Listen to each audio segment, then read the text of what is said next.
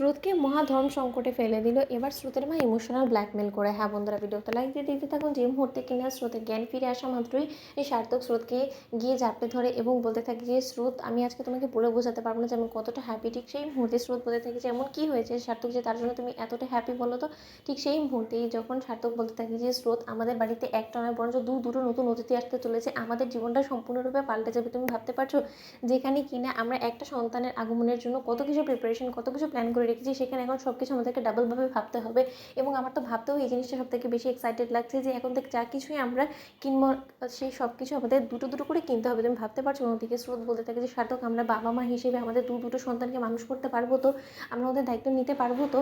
অন্যদিকে এই কথা বলা মাত্র সার্থক বলতে থাকে যে না পারলে তো কোনো সমস্যা নেই, রায় দিয়ে দিবে এবং অনিবার দাদাভাই আছেন আমাদেরকে গাইড করার জন্য।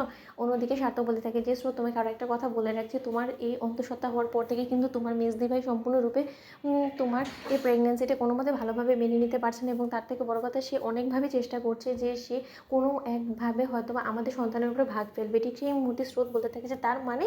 অন্যদিকে স্রোতকে সার্থক বলতে থাকে যে তোমার মেজদি ভাই এখন প্ল্যান করেছে, যবে থেকে সে শুনতে পেয়েছে যে আমাদের টুইন বেবি হতে চলেছে তখন থেকেই সে ভাবছে যে সে একটা সন্তানকে নিয়ে তার কাছে রাখবে এবং সে ছোটোবেলা থেকে তাকে মানুষ করবে এবং তাকে সে নিজের করে নেবে, অ্যাডপ্ট করে নিতে পারে, সেরকমটাই সে বোঝানোর চেষ্টা করছে। এবং এতে করে তোমাকে একটা কথা বলে দিতে পারি যে ক্রান্তিভের কিন্তু কোনো রকম কোনো এখানে সম্মতি নেই। অন্যদিকে কথা বলা মাত্রই যখন সেখানে রায়ের মা চলে আসে এবং বলতে থাকে যে বাবা, আমি কি আমার মেয়ের সঙ্গে একা একটু কথা বলতে পারি? অন্যদিকে সার্থক বলতে থাকে যে হ্যাঁ হ্যাঁ আন্টি, আপনি কথা বলুন।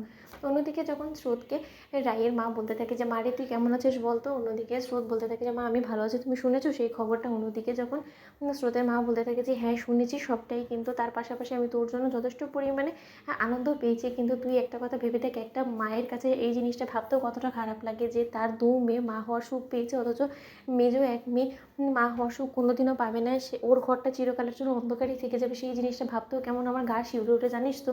আচ্ছা স্রোত, তোকে একটা কথা বলবো, ঈশ্বর তো তোর ঝুলি ভরে তোকে এতটা আশীর্বাদ দিয়েছে, এতটা আনন্দ দিয়েছে, তার মধ্যে কি তুই একটা সন্তানকে তোর মেজদি ভাইয়ের হাতে তুলে দিয়ে তুই তোর মেজদি ভাইয়ের জীবনটাকে আলো দিয়ে ভরিয়ে দিতে পারিস না, আনন্দে ভরিয়ে দিতে পারছিস না?